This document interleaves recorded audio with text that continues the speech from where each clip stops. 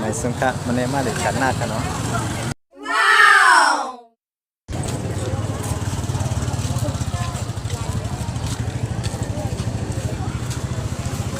คนนำดีใจดีข้ามตั้งใน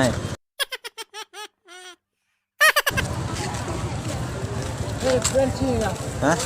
ว่าไปไม่ได้หวังเนี่ยกระเตยใส่พริกฟังไม่อู่มันโอ้คนเหมาลำไยเขาได้เป็นหลูเท่าไหนนี่กะ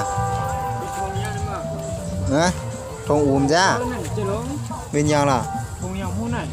ว่าเอาวะนี่ด้วยกะ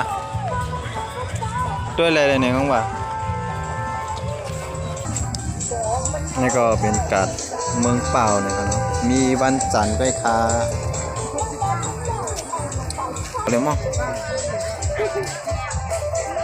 โลโก้หลายๆมีเงินนำไปซื้อกันนะ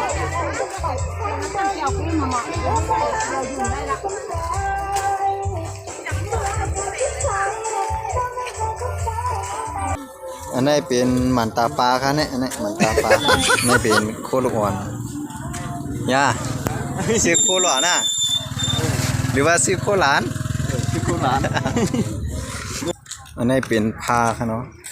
ผ้าว่ามันโหอ่ะอาโลตีนนังมึงเจ้าเนี่ยอุ่นดีเจอเนี่ยทางอินเตะเข้ากัดอะไรเขากำลังเด็กก็ซื้อของกินไต้เนี่ยเขาเนี่ยมีอะไรกันเนี่ยอาตาตู้เอาอาตาตู้ในสองพงอาจารย์สั่งแล้วผงถูกผู้เนี่ยทงเนี่ยเอาซื้อของกินของเยี่ยมยาลูกถูยาอย่าง